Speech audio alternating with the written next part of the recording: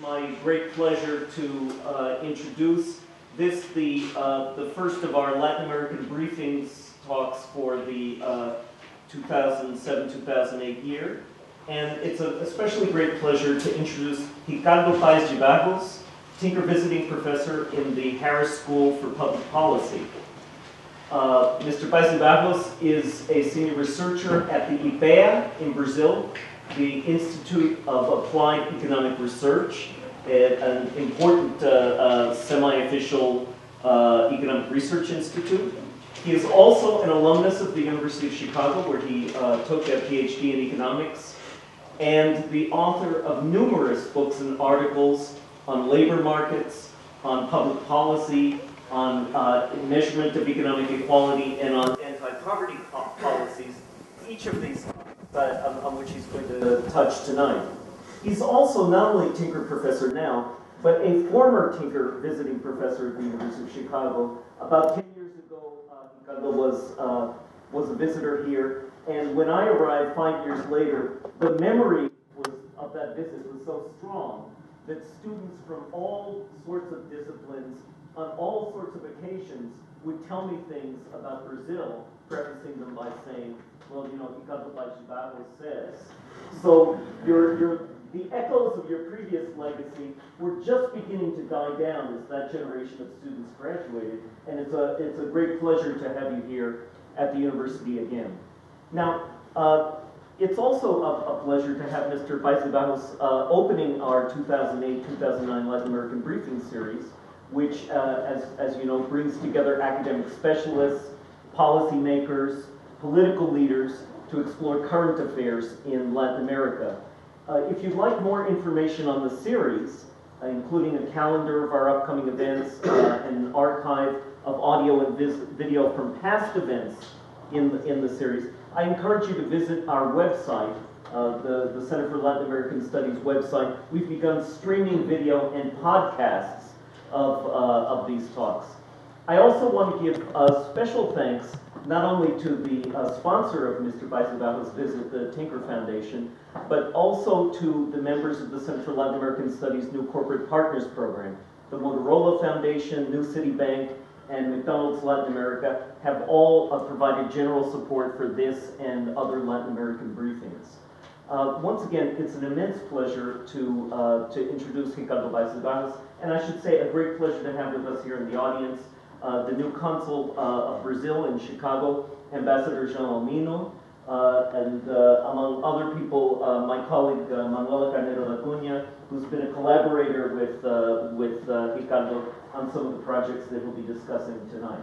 So I'm expecting a lively discussion, and I'll turn it over to Ricardo. Thank you for the invitation. It's a great pleasure to be here. And as I was mentioned, I was here 10 years ago, and I did a similar public lecture 10 years ago, and was, not surprising, it was about inequality in Brazil. But actually, the focus of that talk, it could not possibly be more distinct than from the focus today. 10 years ago, I was trying to explain people and the students here why inequality in Brazil was so large, and why it was so stable, and why social policy in Brazil was so ineffective to reduce inequality. And the presentation today has a completely different focus, because I'm going to talk about why inequality in Brazil is kind of declining extremely fast, and what social policy has to do with that, and more importantly, maybe, what can be done for this process of continuous decline in inequality to be sustainable. Well, so let's, this is a joint work with many people. One of them is Gabriel here, now a student in the economics department. So let me just talk about the magnitude of this decline. And this is the graph that gives you the what we know about the decline of inequality in Brazil. And I'd like to spend a few minutes in this graph. Well, this graph tells us what happens to the Gini coefficient in Brazil over this period. Well, the Gini coefficient is the income distance between people, the average income distance between two Brazilians. So if the Gini, as a measure, as a multiple of the average income of the country. So if it's, the average income of Brazil is like $600 per capita per month. So if the Gini coefficient is 0.6, that means that the distance, the income distance between two Brazilians is $360. A decline of the Gini coefficient from 0.6 to 0.56 means the average distance between two Brazilians went down from 360 and 336. And you may say, well, is this anything significant? I mean, the Gini coefficient is going down by 1.2% per year. Should we be celebrating this? I mean, this is of any importance? I think if we're not familiar to deal with Gini coefficients, and I tell you that Gini coefficient is going down by 1% every year, you may have all the reasons to feel that this may not be a lot. But let me try to show you that this is a tremendous decline in inequality. But before, let me just show you that this is not just a Brazilian phenomenon.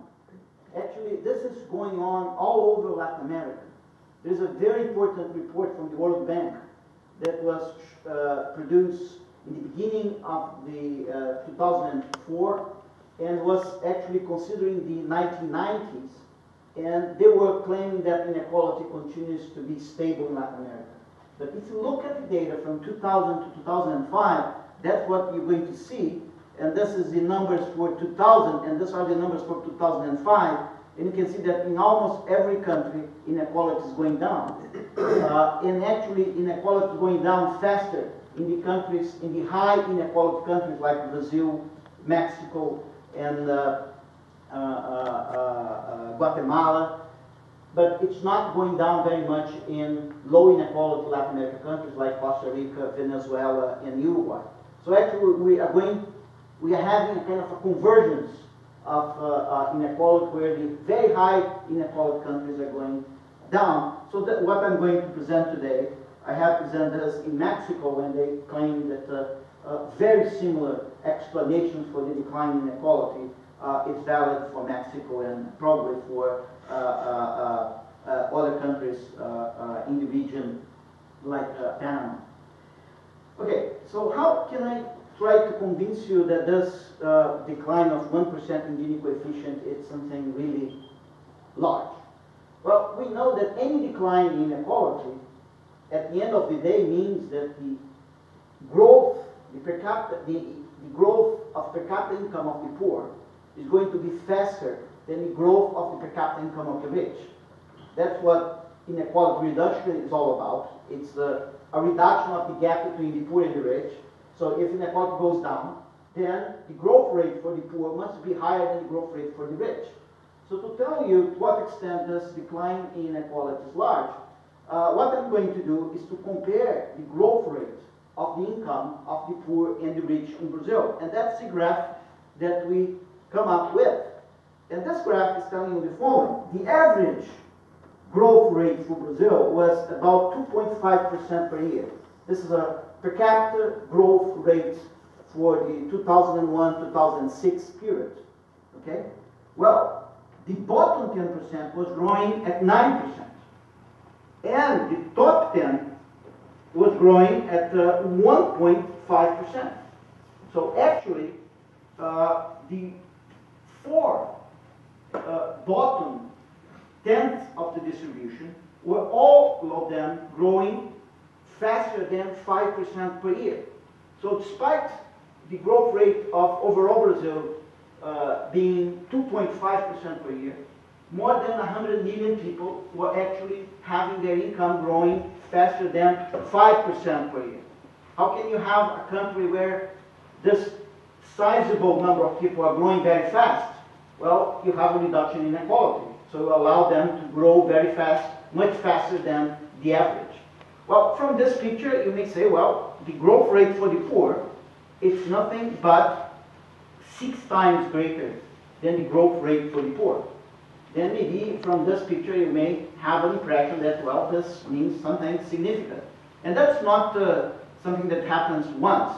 This happens every year. So I'm telling you that this is happening for a period of 5 consecutive years.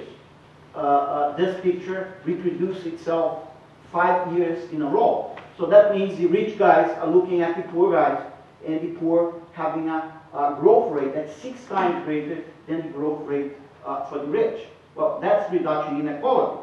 To make this a little bit more dramatic, I construct this graph here, which what I did was the following. I ranked 170 countries by their growth rate. Okay?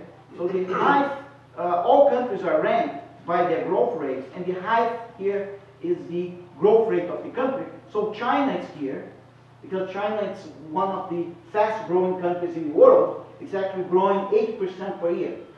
And AT is down here because AT is shrinking 3% per year. Okay? Well, Argentina with a per capita growth rate of 1% every year. Okay? So how if the bottom 10% of Brazil were a country, where these poor people would locate? Well, they would be here. They would be growing faster than China. And the top 10% of Brazil will be where? Here, close to Senegal and Argentina. So because of the reduction in inequality in Brazil, the rich in Brazil feel like they are in Argentina, and the poor in Brazil feel like they are in China. That's the difference, and that's explained by the reduction in inequality. Well, you'd like to have more reduction in inequality. You think this is not enough? Then you want to have a country where these two little balls are further apart, because that's the only way it can have a greater reduction in inequality. If you can have a sustainable country that will not turn into a civil war, and you have a country where some people are growing like China and the other people are growing like Argentina, and the guys that are growing like Argentina are the poor, I mean, you really have a very decent level of inequality reduction. So I'm just mapping 1% of Gini reduction into differential growth, and you can see that 1% reduction in the Gini coefficient looks nothing, but when you translate it to the difference in growth between the rich and poor, it's a lot, and you cannot expect more than that. Well, but you may not be convinced, because you may say, well, if I care about inequality, I care about inequality because inequality leads to poverty reduction. So let me see if this huge inequality reduction that you were talking about actually led to a huge decline in poverty. Let me show you what happens to poverty in Brazil. So this is the graph of poverty in Brazil. And over this period, extreme poverty in Brazil went down by 6.7 percentage points in 5 years. Then you may say, well, if you are used to this kind of data, you would know that any reduction in extreme poverty greater than 1 percentage point per year, it's a lot. So this is much greater than 1 percentage point per year, so that's a lot. But it's not clear from this graph that we are doing a great thing in terms of reducing extreme poverty. So I decided to make some comparisons to show you how fast is this decline in poverty. And I'm going to try to convince you that this reduction in extreme poverty is extremely fast. How can I do that? Well, we know that all countries in the world, they signed the Millennium Development Goal. The Millennium Development Goal asks every country to reduce extreme poverty to a half by 2015, considering the starting level 1990. So you have 25 years to reduce your extreme poverty to 1/2. Well, is this a tough goal? Well, if you go to New York and if you go to the UNDP office, you're going to see probably 50 people there just doing research why most countries in the world will not be able to meet the first Millennium Development Goal. So it seems to be a tough job to do that. So how does speed of Brazil compare to the speed that Brazil would require to meet the first development goal? Well, where is the first development goal for Brazil? It's here. So this is down here, I have the first Millennium Development Goal for Brazil. The point is, Brazil has already met the Millennium Development Goal by 2006. We have already reduced extreme poverty to a half. We have done that 9 years before schedule. You may say, well, that may happen because we did many things before 2001. So what I put here, this blue line here, this red line here, is telling you what need to be the rate when Brazil signed this agreement. What was the rate that actually Brazil was assuming the compromise? And Brazil assumed publicly the compromise to move along this red line here. So Brazil would, if you can extrapolate this for extra 10 years, and you can see that that will cross this red line down here. So that was what Brazil was promising. So this line here means to reduce extreme poverty to 1/2 in 25 years. Translate into this setup here, give you this one. Well, what's the conclusion here? Brazil now, it's actually reducing extreme poverty 3 times faster than what would be required to meet the first development goal. So it's 3 times faster.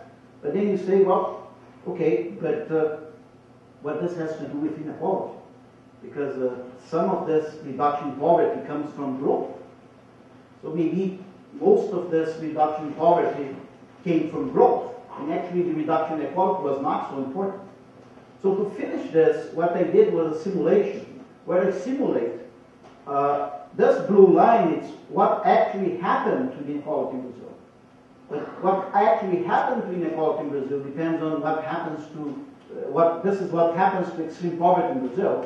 And what happens to extreme poverty in Brazil depends on what happens to economic growth and what happens to inequality. So what I did was to freeze the per capita income and simulate what would be the evolution of poverty, what would be the evolution of extreme poverty, if the only thing going on were the reduction of 1.2% of the Gini coefficient every year. And the picture looked like this. Is this green line here. This green line here is how inequality would, how extreme poverty would decline if per capita income stayed the same. So that means that only that reduction in inequality that we have in Brazil would have reduced extreme poverty over this period by 4.2 percentage points, which is twice as much as the Millennium Development Goal requires.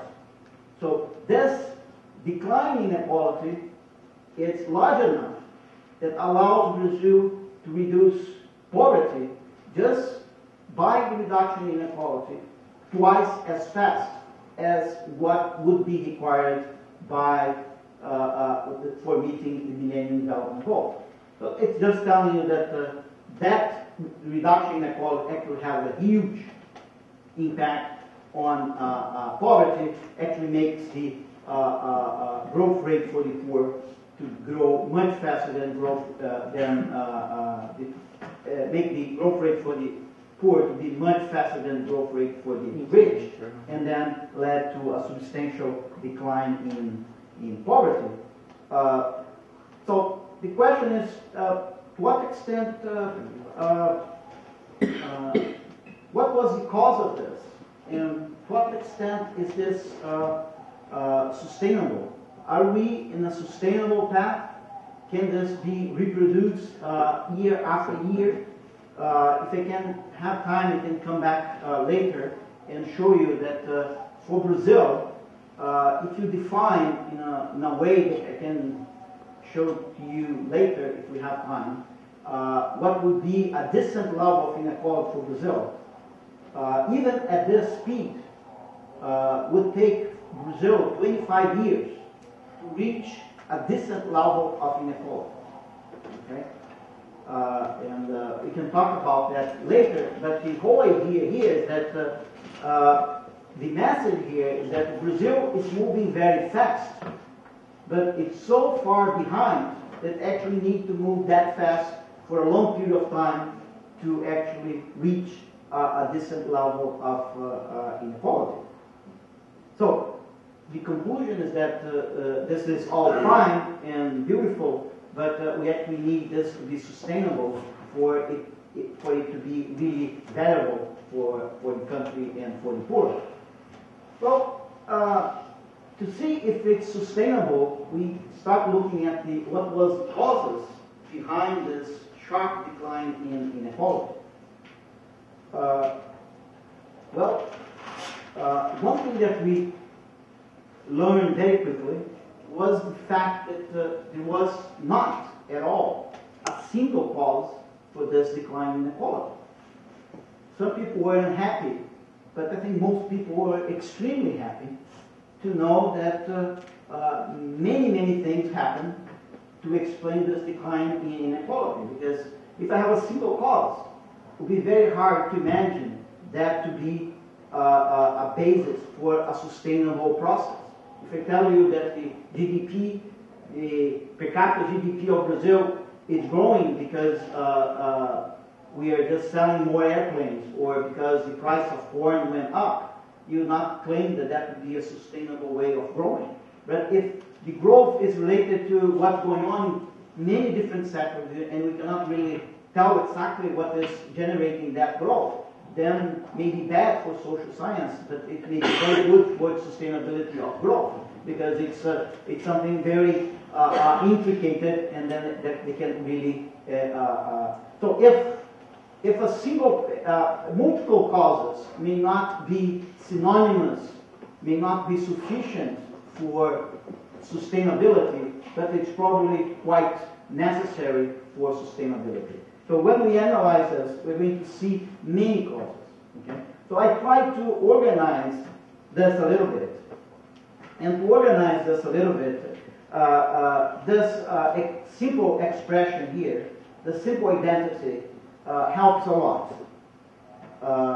Because it tells you that for each family, the per capita income of every family can be written as this simple expression, that per capita income is equal to D, which is the percentage of adults, times the income per adult. So the per capita income is the income per adult multiplied by the percentage of adults in the family. But the income per adult can be divided in the non-labor income per adult, where I have transfers, remittances, interfamily transfers, government transfers, and the labor income per adult. But the labor income per adult by itself can be divided in the proportion of adults that actually work and the average labor income of adults that actually work. This can be done for every family. Although all the four things here are interrelated, they are interrelated, but they represent four completely different set of factors. The D is the demographics. Of course, demographics is related to the economics, but here's the demographics. Here I have the government transfers. Here I have labor supply and the creation of jobs. And here I have something like labor productivity related to human capital and improvements in the quality of jobs. So if this is true for each and every family, if this expression is true for each and every family, then the distribution of Y, the distribution of income, is a function and can be determined by the joint distribution of these four objects. There's no way the distribution of income can change if the joint distribution of these four objects do not change. So the exercise we did was the following. Well, we want to search from where the changes came from. So what we did, we start with the joint distribution of these four objects for 2001. And then we say, well, we have the distribution of these four objects that's made by the marginal distribution of the four objects plus the association between these four objects. So what we keep doing were like taking apart one piece from 2001 and plug in a piece from 2005. So like we take the marginal distribution of D from 2001 and plug the marginal distribution for 2005. So we keep changing this distribution for 2001 in such a way that we start with 2001, it becomes most of it 2001, a little bit of 2005, up to a situation that becomes most of it 2005, a little bit of 2001, and at the end we reach 2005.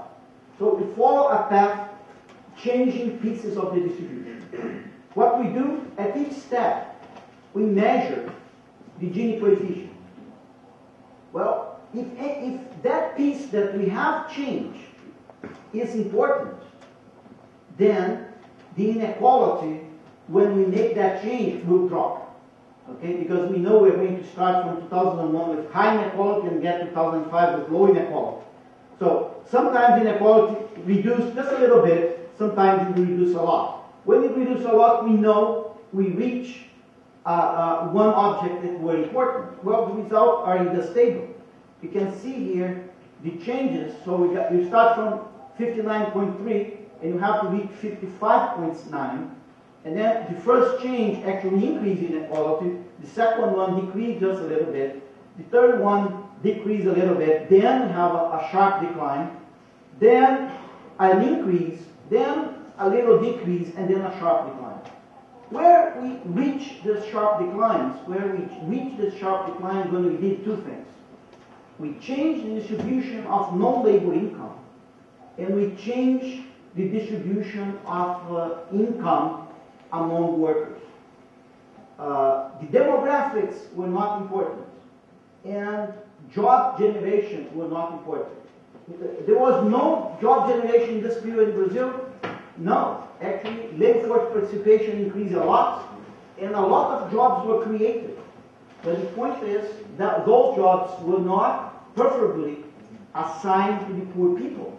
So we're talking about inequality, not about job generation. If the jobs are generated but they don't reach the very poor, they are not going to explain why the income of the very poor grow faster than the income of the very rich. So actually, we discovered that the non-labor income and the labor income were the main determinants. Okay, I'm going to talk more about the non-labor income later on, and let me talk briefly about the labor income. So the labor income was a major part of the story. The labor income explained 40% of that decline. Well, we know that the labor income is deeply related to education, and in 10 years ago, when I was describing why inequality in Brazil was so large, I was telling you exactly the inequality is very large in Brazil because education is very unequally distributed in Brazil, and the wage gap between educated and uneducated workers in Brazil is huge. So if you have a very unequal distribution of something, and that something is very valuable, then you are you necessarily are led to a very high level of inequality. So the question is, what happens to the value of education? What happens to the wage gap between skilled and unskilled workers? And what happens to the inequality of education among the labor force? And look what happens to the wage gap between skilled and unskilled. So this is the how much an extra year of education would increase your wage in Brazil. Well, it's going down from 14 to 12. It's still a very high number. Probably for the US would be something like 9. For Taiwan could be probably 8. For Brazil it's still 12. It's very high, but it's going down. So that means the wage premium for the educated people went down. So we reduced the gap. But more importantly, after 2001, this is the path of the inequality in education in the labor force in Brazil. So inequality was the inequality of the education of the labor force was going up 2001. After 2001, it started going down. And when this thing starts going down, you go down almost forever, because this is a turning point that actually, once you move this point, you're going to go down. So what is going on now in Brazil is that the labor force is becoming more homogeneous educationally, and the premium for education is going down. This helped to explain the decline in inequality, sure. The price effect, the decline in the gap between skilled and unskilled workers, actually contributes to 11% for the decline in inequality in Brazil. In the sense that if this gap had not been reduced, 11% of the decline in inequality would be lost.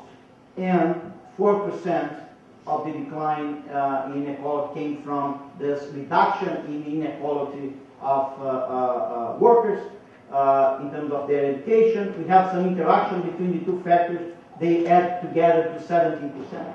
So remember, 39% of the decline in inequality in Brazil was due to reduction in the inequality of labor income. Almost half of that is related to education. So what the other half is related to what? Well, we searched a little bit, and one thing that may happen is that, well, there are other wage differentials in the labor market. Wage differentials between blacks and whites, between men and women, between urban areas and rural areas, between different sectors, and so on. So we start looking what happens to all those differentials, and which of those differentials actually went down very quickly. And one very interesting thing that we didn't suspect at all, and this graph presents to us, is that over this period in Brazil, we had a very significant reduction of the wage gap between observably equal workers in the big cities and the small cities of the interior. Typically, Brazil, it's a country where you have a lot of migration from little towns in the interior to the big towns. Well, over the past 10 years, the gap between the wages in these two areas reduced a lot. And that was a change within states. It's not that the little cities in the northeast of Brazil get closer to the big cities of the southeast of Brazil. No, inside the São Paulo state, the small cities get very close to the capital city. And this is a very interesting process and requires a lot of studies, because some people say this is a consequence of trade liberalization.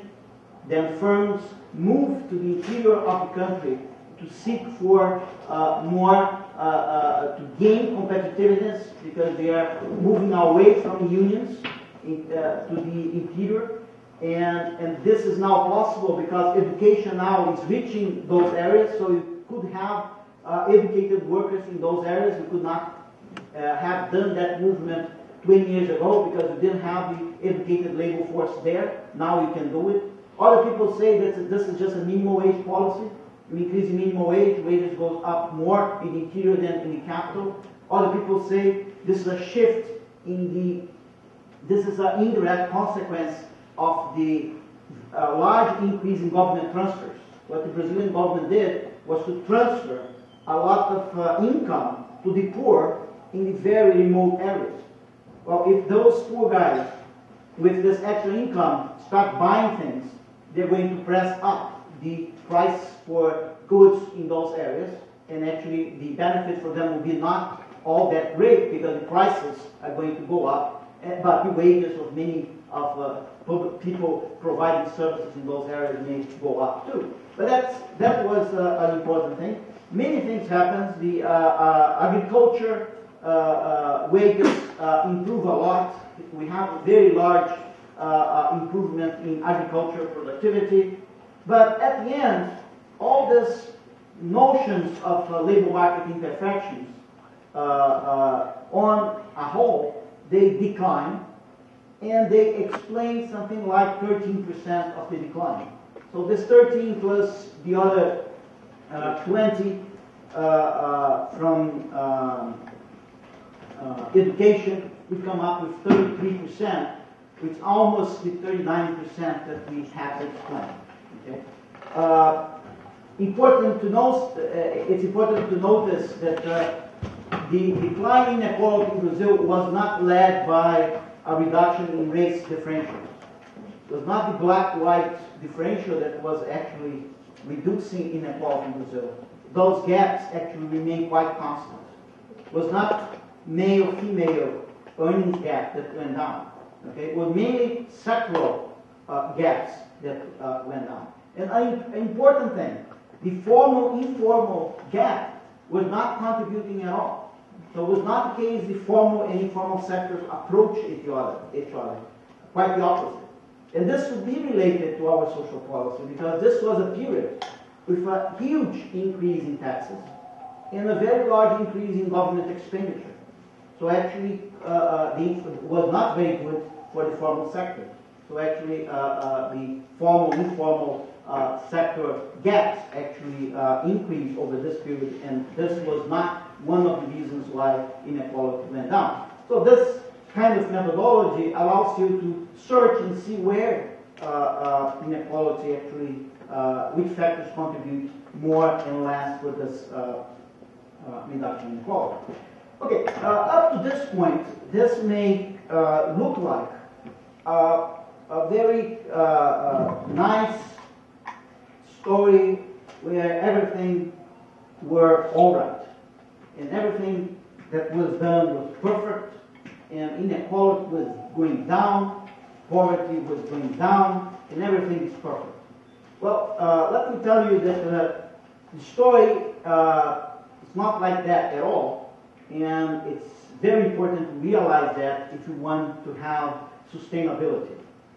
What happens in Brazil, if we can characterize it that way, was a government that suddenly had a lot of money because the government discovered that it could increase taxes. So actually, he increased tax a lot. Not just Lula government, but Fernando Henrique government, and the previous 10 years in Brazil, we have been increasing taxes a lot. And the government has been spending a lot.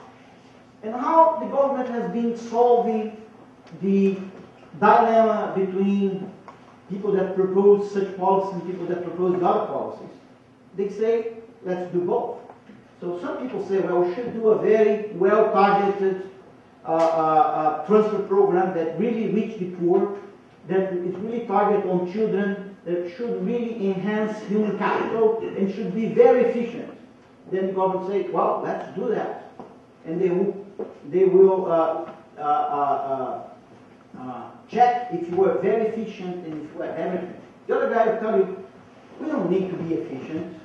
We don't need to target anything. We should give money to all the elderly in the country for whatever reason. They don't have to pay bus rides. They don't have to pay anything.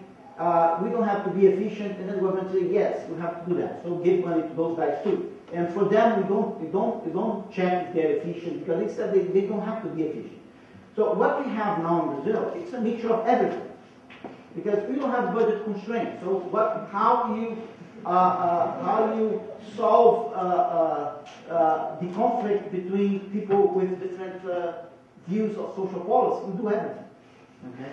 So we have each state in Brazil has 100 social policies, 100 social programs, and we have 27 states, and the federal government has an extra 100 social programs. So if you imagine a program, a social program, I would doubt if that program is not there in Brazil somewhere.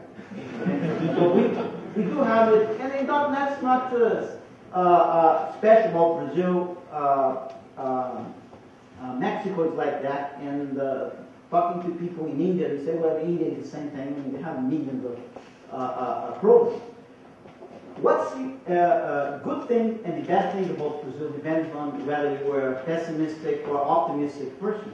The point is, now the government is facing a hard budget constraint. From now on, he realized that he has to limit the amount of taxes, and the government just have enormous loss in Congress when he tries just to keep all taxes in place. People cut taxes. So the government now has a hard budget constraint. Well, is this bad? Well, it depends if the government can make decisions. The good thing about Brazil is that we have so much bad policies that we have huge amount of room for shifting from bad policies to good policies with a budget balance and make poverty to go down and make inequality go down. But to do that, you have really to make difficult choices.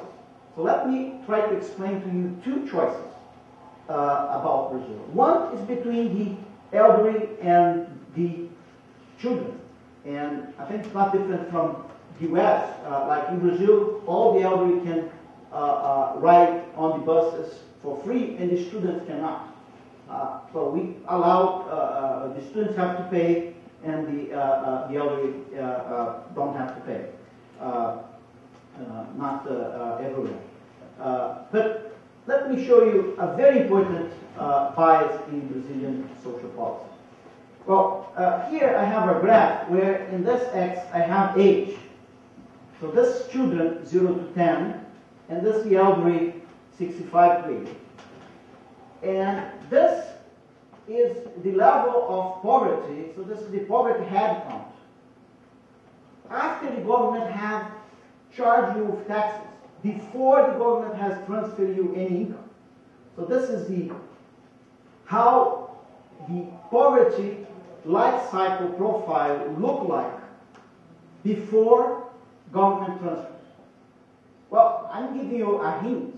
I'm giving you information about where will be the poverty rate after government transfers. Will be along this yellow line. This will be the average poverty rate for the country after government transfer. Well, you can see the government is transferring a lot, right? Actually, the Brazilian government is transferring like 15% of GDP to families. Okay, so it's a considerable amount for a developing country. 15% of GDP being transferred from the government to families. Okay, so that's a lot, and that's why it can take care of this huge blue area. Okay, but if you were a government and you want to transfer this amount of money, how would you like poverty to look like after the transfer? Well, a very rational government would say, well, I want it flat, like this line here. All groups will have the same poverty after I make the transfer. I will eliminate this excess poverty for the elderly and this excess poverty for the children. Well, a government that's looking a little bit ahead would say, well, I'm going to tilt this a little bit and going to benefit children a little bit more, because after all, children will be the workers of the future. So let's reduce a little bit more the poverty among children, and let the poverty among the elderly be a little bit above average, because I'm trying to favor some investment on children. So what does the Brazilian government? Comes the Brazilian government with this gigantic project full of money, give the money to these people, and look at the final level of poverty in the country. It's like this. So if you put the two together, you get this. So where do you see poverty among children? It's like this. How is the poverty among the elderly? It's like this. What is this? Government transfer. Because one guy asked the government to give, one group of people asked the government to give 400 reais for every elderly, and the government gave. The other guy said, well, we should give money to the children for investing in human capital, but we don't need to give more than 15 reais. And the guy said, okay, give 15 reais to the children. So after we give 15 reais to the children, because the guys were very concerned about budget and being efficient, and you give 400 for the elderly, because the other guys didn't care much about efficient. At the end, we have that. What happens over the past years? This is how much extreme poverty were reduced. But look, extreme poverty were reduced among children, but look how much extreme poverty were reduced among the elderly. So we are reducing poverty among the elderly, even though poverty among the elderly was already smaller. Look at the situation today. It's ridiculous. That's the age profile of poverty. Remember, it was 11% I present to you. Well, it's 11% for the country, but it's 20% for children. And it's basically zero for the elderly.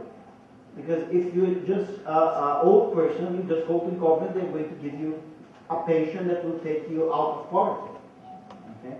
So, with a budget, you have to fix this, and you have to tax these people somehow, reduce their benefits, and increase these benefits. And remember, you have much more people here than here.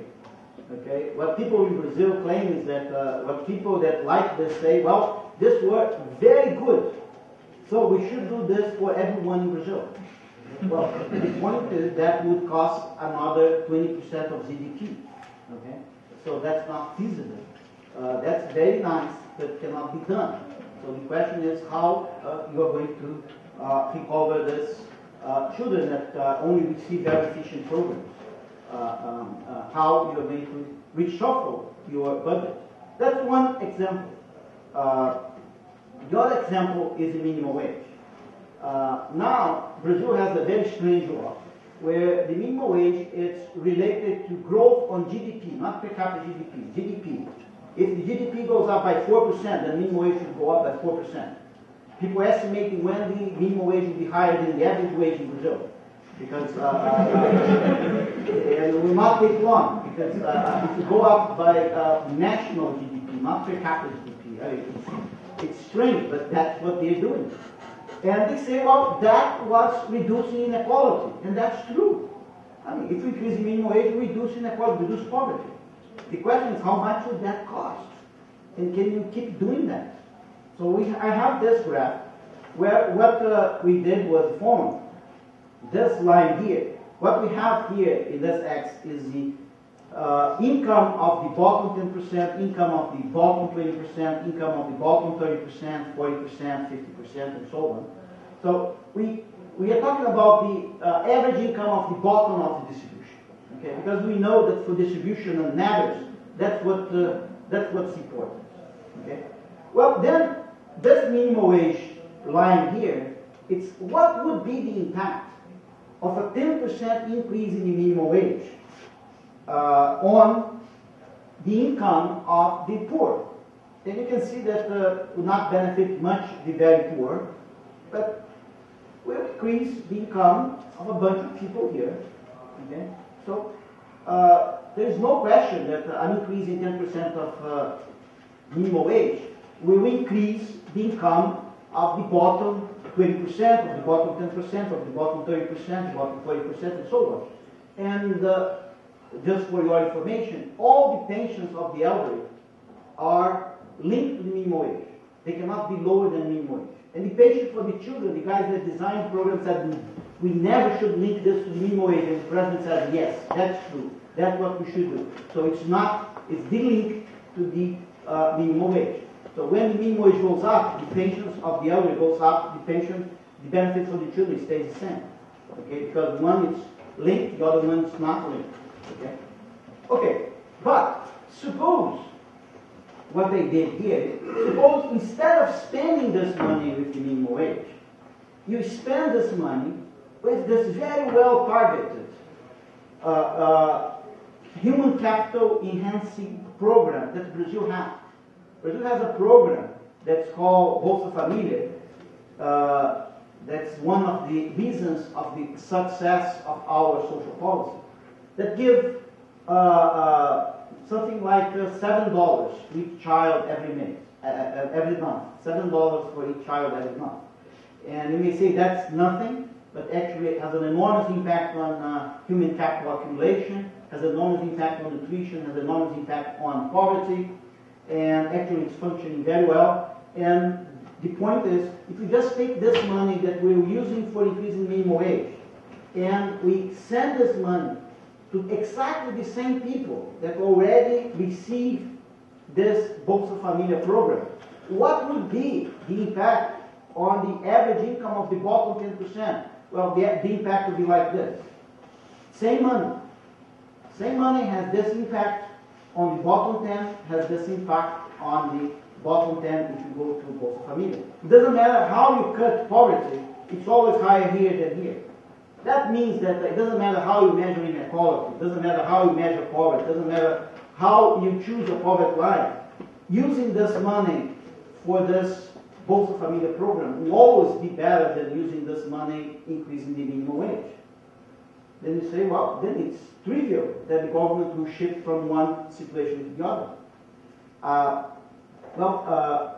But then I construct a different graph that can tell you why it may be not that easy.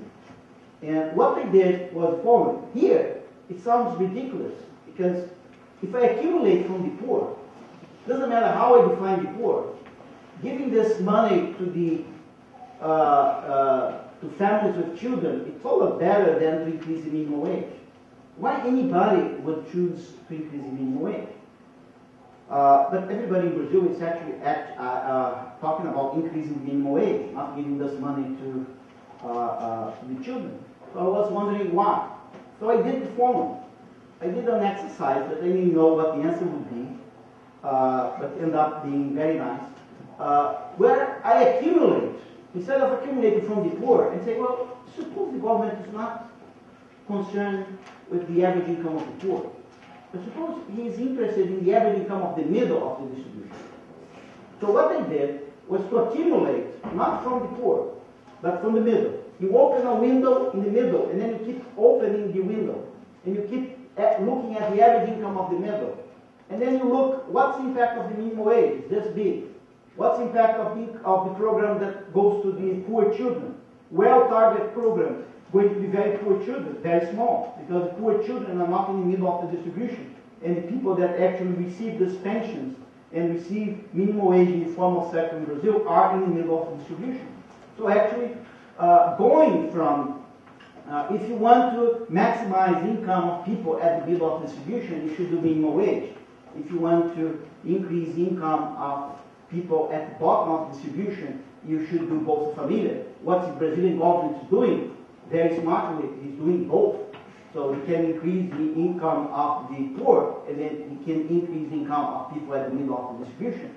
The point is, when you have a budget, and you can only do one thing, can you really shift from paying attention to the middle to pay attention to the bottom of the distribution? So I think this is the main dilemma for Brazil and many Latin American countries, that no doubt Brazil, Mexico, and other countries, they have been able to reduce inequality and reduce poverty substantially.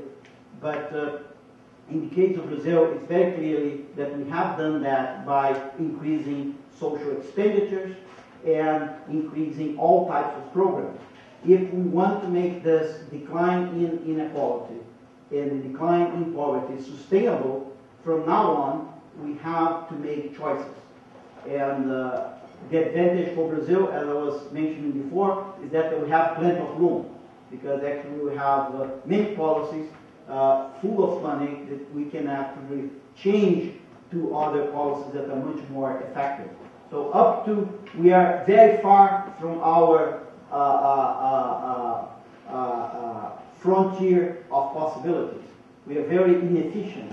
So we have all this space to do that, but to do that will require very, very difficult choices between benefiting the elderly against children, middle class against the very poor, and we can give millions of examples like public universities and many other housing programs and things like that, who gets benefits, and how rearranging expenditures we can reduce inequality. Okay, thank you.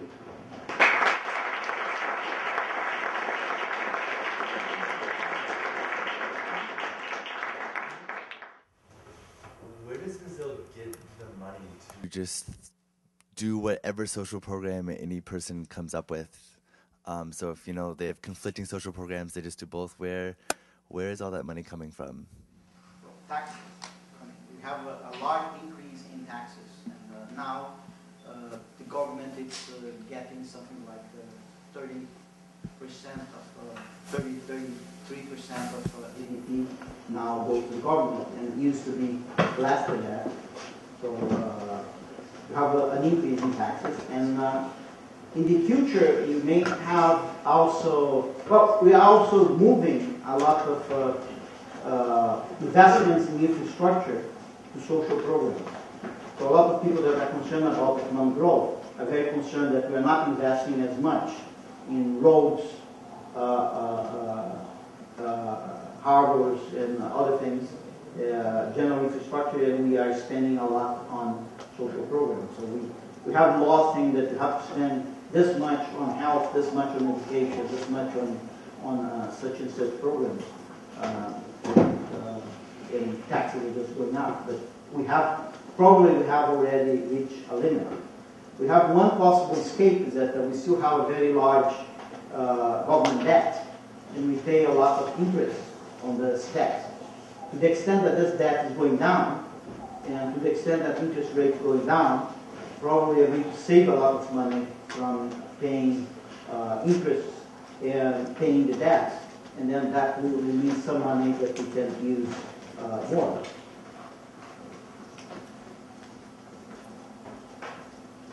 I have two quick questions. I read an article on the New York Times saying that a lot of Brazilians that had immigrated to the United States are now going back to Brazil. Is that affecting the economics of Brazil now, or do you see it affecting the economics? And then also, the ethanol production in Brazil has almost skyrocketed in the last few years. Is that affecting the economics as well? The ethanol production? How is that affecting the economics? Those are my questions.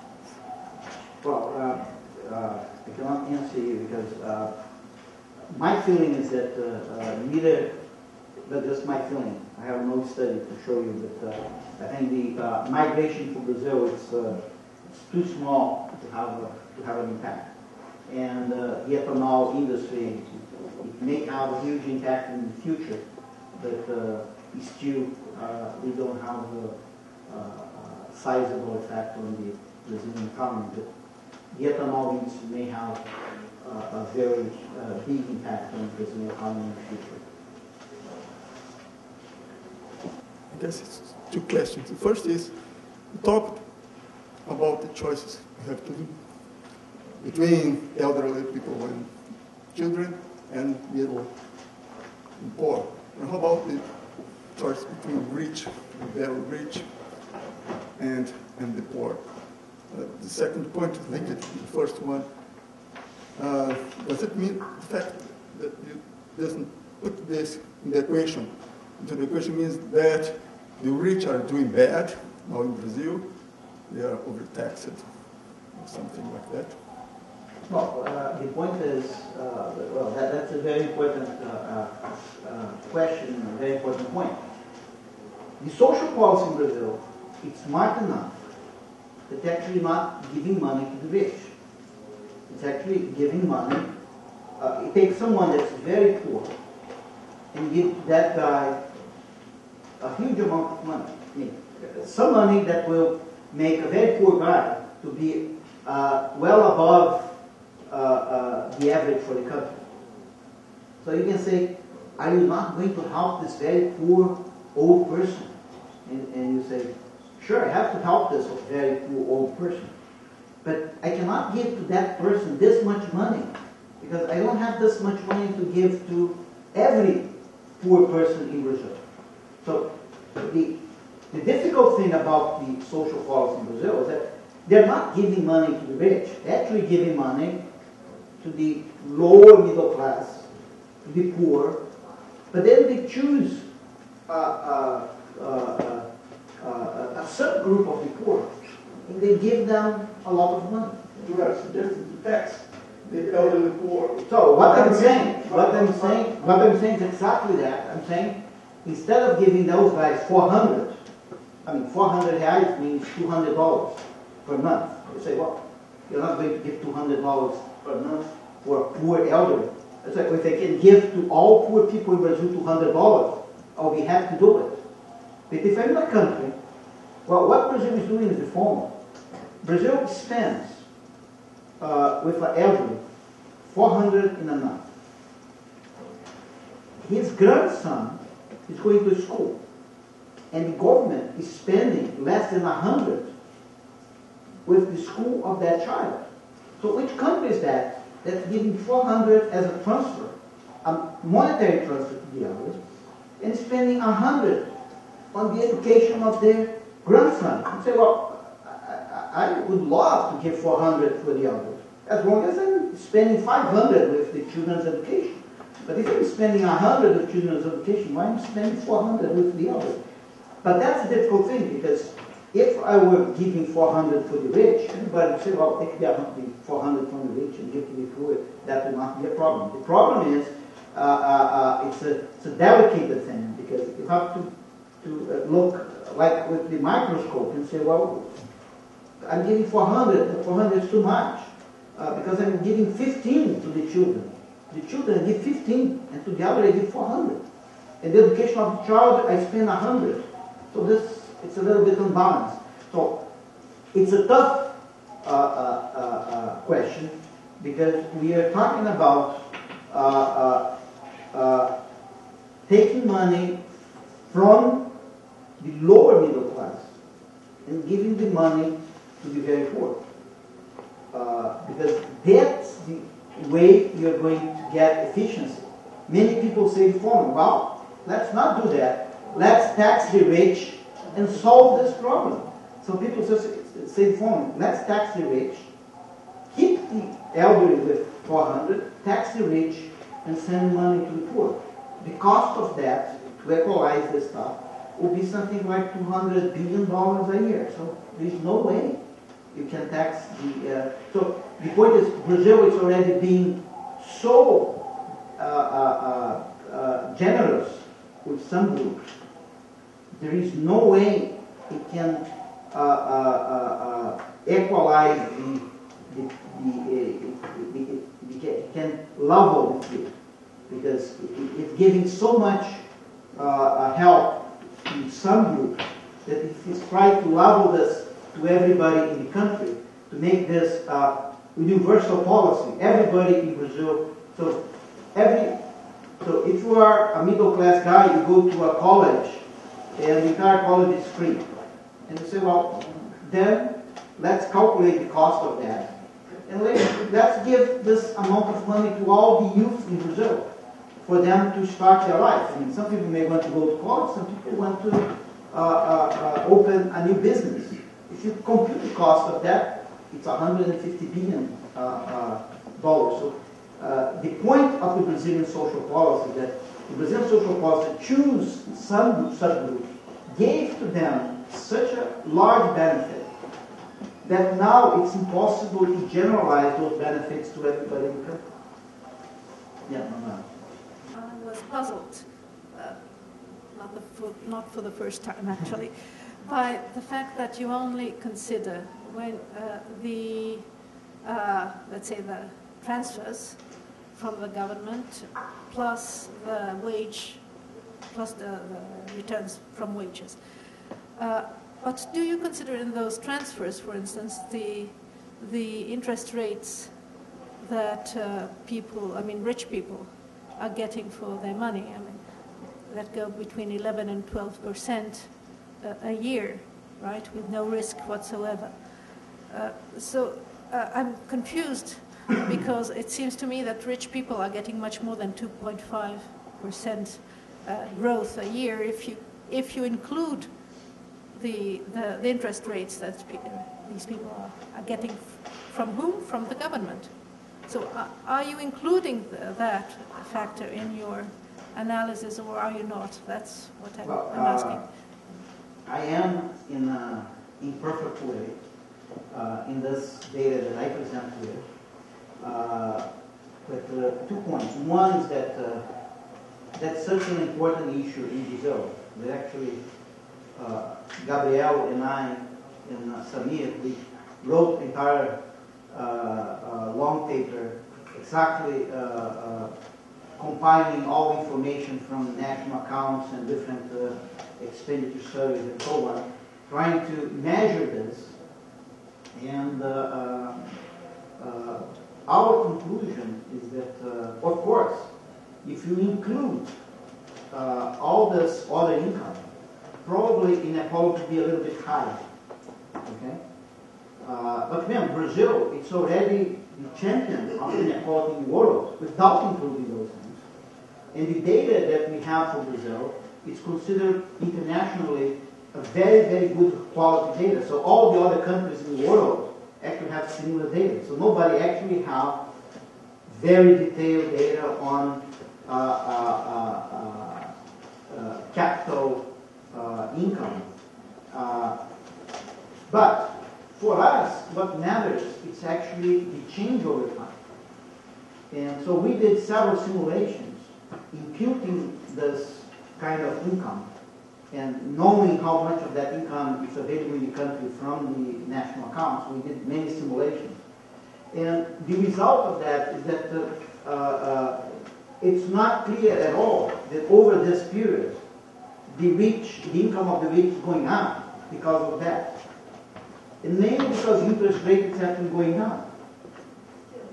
Well, it's very high, but the interest rate is very high, but it's going down. And what it matters, well, the point is, it's very true that we are dramatically underestimating the income of the rich. In all countries have that. In Brazil, it's already a very high inequality country, even when we ignore this capital income of the very rich. But there's nothing that happens in Brazil over the past 5 years that actually benefits these transfers from government to the rich, because interest rates was not going up and they are facing much more competition from foreign capital and so on. So it doesn't seem that that would explain the rich to be happy saying, well, actually our income is going up very much. I mean, they still, and remember, I said the per capita income of the poor grow 6 times faster than the per capita income of the rich. But in absolute terms, the per capita income of the rich, in dollar terms, the per capita income of the rich is going faster than the per capita income of the poor. Because the rich has an income that's 25 times greater. So even if something that's 25 times greater grow at a smaller rate, the dollar amount is much bigger. So actually, in dollar terms, the actual income of the rich in Brazil is still going up faster than the income of the poor. But in relative terms, the poor is going faster. But could you estimate, like you mentioned 2.5% growth for the richest, let's say, 1.5 for the rich. Yeah. Could you estimate how that? I mean, if you include capital income, how much it would come to? Well, we have not done that. Maybe it's possible, but the point is, including capital income is not going to change much. The rate at which the income of the poor is growing, it changes a lot the size of the income, not the rates of growth. Because there's no reason why the richer in Brazil is actually getting richer faster. They used to gain a lot during the inflationary period. They were earning much more from having financial capital than they are earning now. When the Brazilian capital account was closed, they were earning much more than now that the capital account is open. So actually, they're losing power, not to gain. Yes, Ricardo, I enjoyed very much your presentation. I just would like you to comment on these different policies. I understand there is one of them that you talk about positively, which is the Bolsa Família. At least from what I understand, your assessment is very positive. Among other social policies that are nowadays adopted in Brazil, are there other ones that you find are, say, efficient and fair, that you think, from your critical approach, would deserve to be either improved or be kept in the future? The big example, probably the nice example about contradiction in Brazil, it's college education. In Brazil, we have a big confusion between public run institutions, like state institutions, and public institutions. So I live, the building where I live is next to a federal university. And I cannot enter the university, despite the university being public. They say they're public, but they cannot really have to take a big turn to go to one place to the other, because of the engineer, they cannot even cross their area. So I don't think they're very public, but they say they're public. Well, they're state enterprise. Okay? In Brazil, they create a new program. So what we do now in Brazil is the following. If you pass an exam, well, if you want a meritocratic society, you should have something like, I pass an exam, it doesn't matter where I go, I see the tuition. Right? Surprisingly, when Brazil sends students abroad, they don't ask if the university are sending the students are public or private. They just pay the tuition or don't pay the tuition, depending if it's expensive or inexpensive. They don't care. Right? If you are a good student, I'm going to pay for your education. Okay? It doesn't matter if you go to a public or private institution. In Brazil, I only pay you if you go to a public institution. So it's not a public institution, it's a state-owned university. So if you go to a state-owned university, if you pass, I give you free tuition. Well, so it's a crazy system, because what happens is that only the rich guys, or mostly the rich guys, pass the exam. So only the rich guys actually receive that education, and they don't. And this is crowding out completely the expenditure that parents would spend on their children. So my son passed one of those exams, and I had some money that I saved for him. And said, well, now what I should do with this money? So I paid him to go to Europe and spend a month in France. You say, well, and buy a car, because I don't have to pay your education anymore. The government is paying everything. Because they're just crowding out private investment. Okay? What the government did, in one policy, they create something that's called ProUni. It's a wonderful idea. They create a program that's like reforming. Every university in Brazil that claim they are non-profit have to give some vacancies for the government. The government has a national exam only among poor students. Now it's among poor. For the state schools, for the state universities, it's can be poor, rich, doesn't matter. For the ProUni, you have to be poor.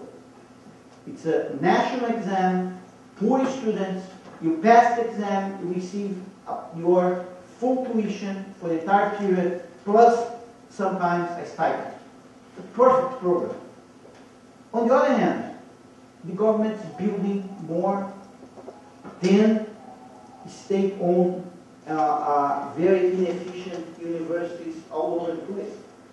So it's a case where you were kind of privatizing college education on one hand, and in the other hand, and give priority access to the poor. In the other hand, you were kind of doing exactly the opposite, which is a traditional thing. So if you want a very nice example of a very good policy, I would say the ProUni, it's an excellent example of policy. This is just a clarification. You mentioned then that inequality is going down across sectors, but not across genders? No, it's going down across genders, but not very much. So it doesn't explain much of maybe explain 1% of the decline in inequality in Brazil. And is this across entire distribution or only amongst the poor? No, in the entire distribution, the difference between men and women is going down, but it's going down very, very slightly. So it's not something that we were very effective in reducing over this period.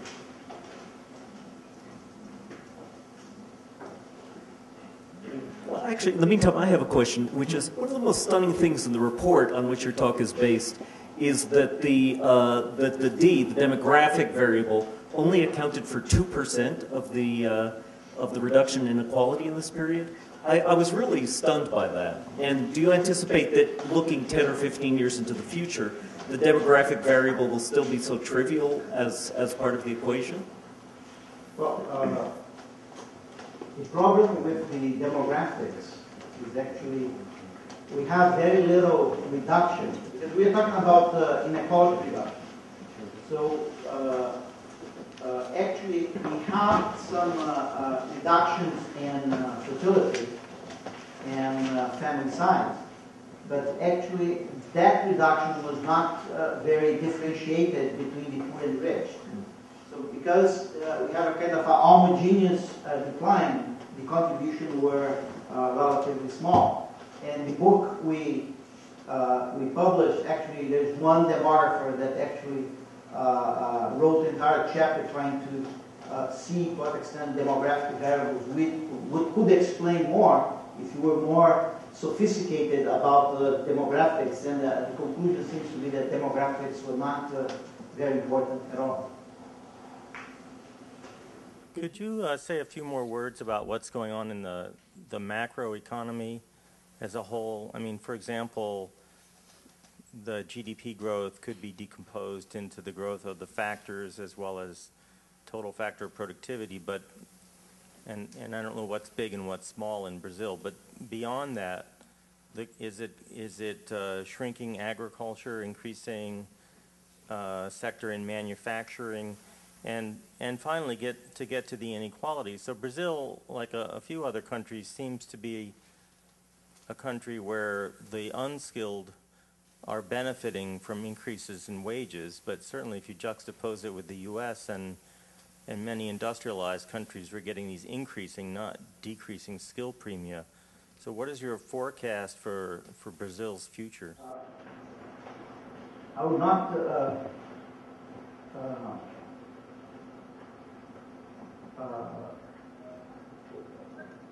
let me mention one thing here that may be related to your question, because you're asking probably too many things that I cannot answer. I will not try to answer you what exactly would be the macroeconomic, how to summarize this macroeconomic environment for Brazil here, but let me show you one thing that I think may be very problematic and important and related to skill premium and labor productivity in Brazil. And this is the following. Here I'm moving from the beginning to the end of the distribution. And here I have the increase in family income. And here I have the increase in labor income. And the first thing you can see that the increase in family income is greater than the increase in labor income. That means that this is a period with a considerable amount of transfers.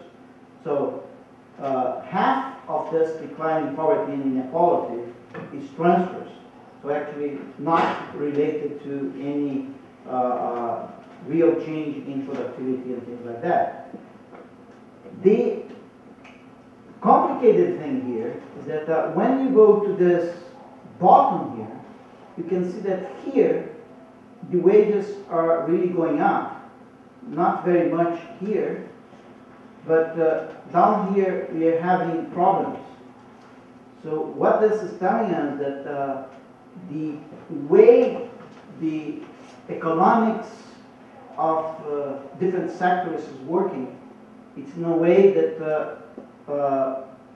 this group here, this near poor group, being able to increase their productivity, but the actual productivity of the very poor are not being able to increase and actually taking them out of poverty mainly by transfers.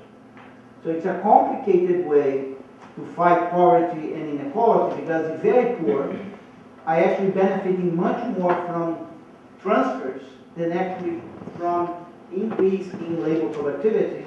And we actually are showing all social policies in Brazil and the economic policies are having a hard time to reach the productivity in the very poor sectors. So actually, the wages in agriculture are going up on average a lot. But probably the wages on the very poor segment of agriculture is probably not going up. So all the evidence we have is that we have done that with many different sectors, is that if you take any sector and the lower tail of the distribution, you are not being able to reach them.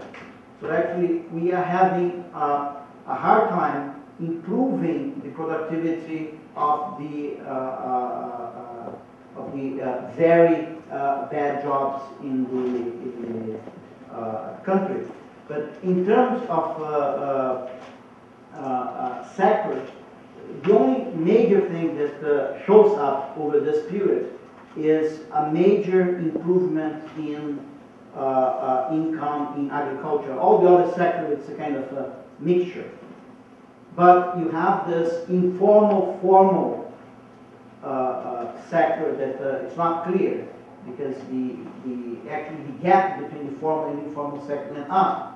But it's a period where you are increasing taxes and you are not being very friendly with the formal sector.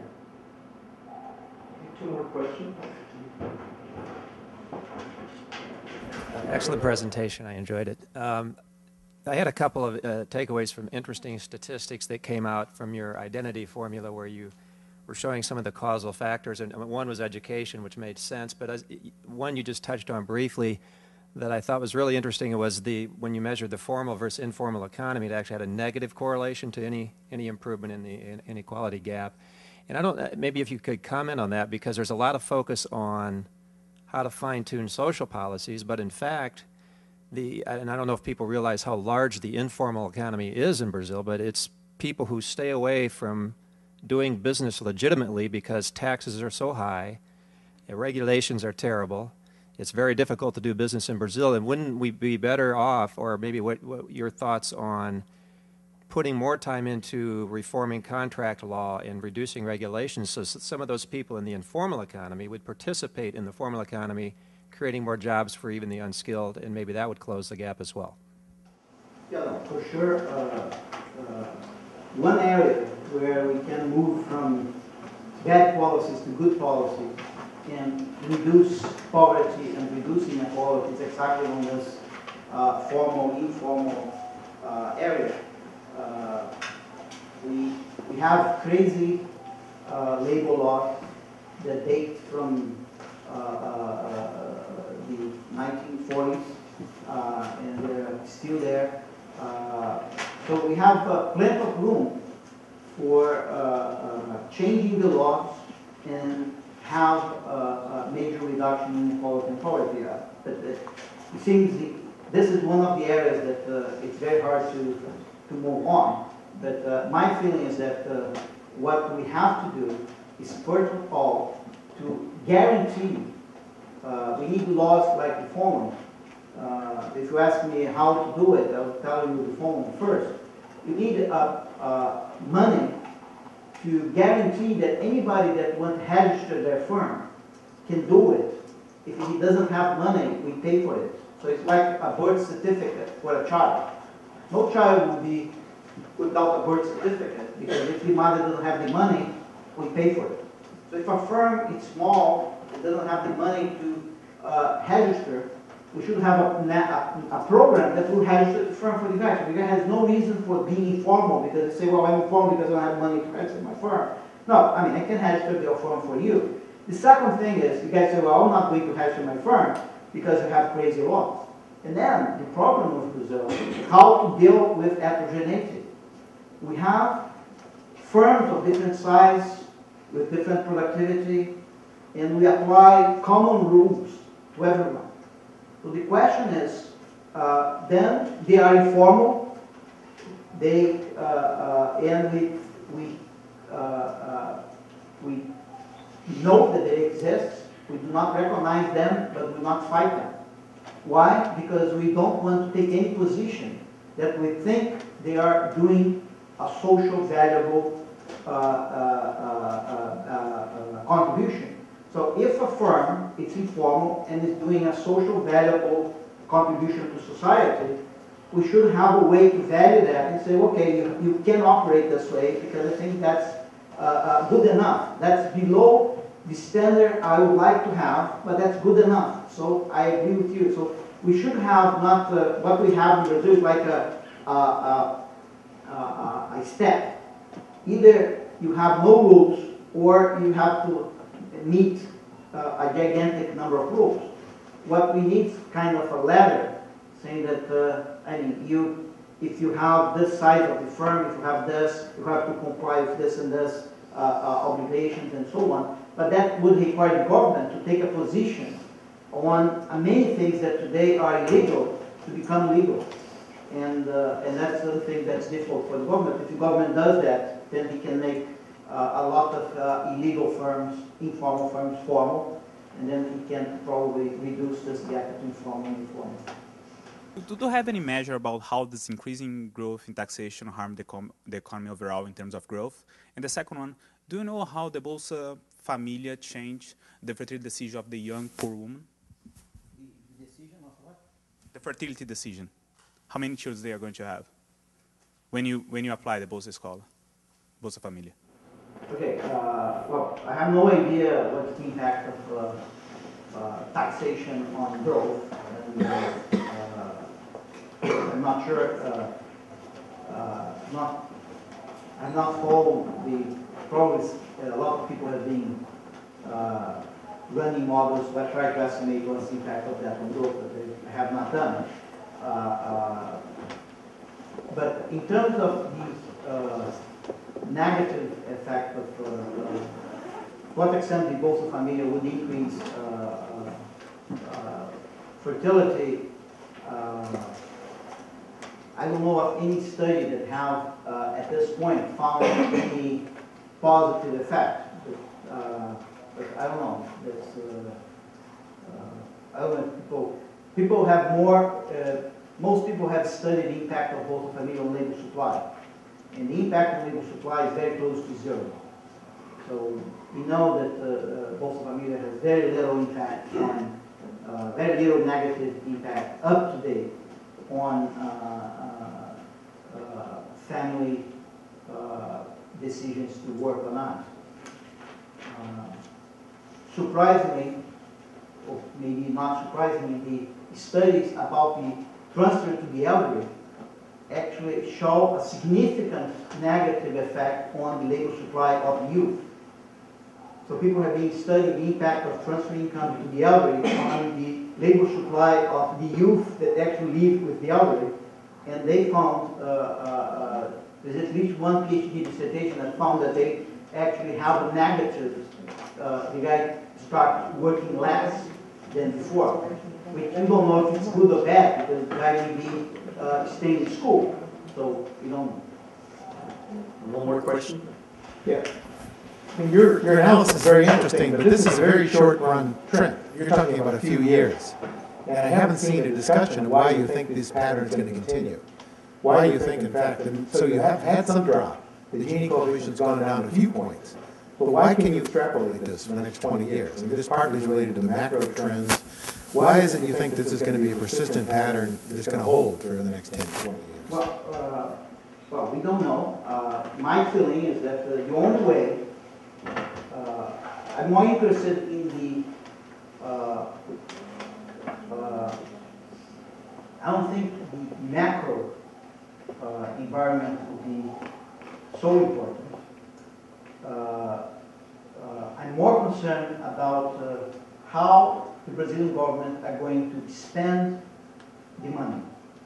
The Brazilian government is spending 20% of GDP on social policy. My feeling is that for the future, it will be very hard for the Brazilian government to spend more than 20% of GDP on social programs. So my feeling is that the sustainability of this decline, okay, for the next 10 years will depend dramatically on the ability of the Brazilian government to shift, given the budget, to shift resources from less effective programs to more effective programs.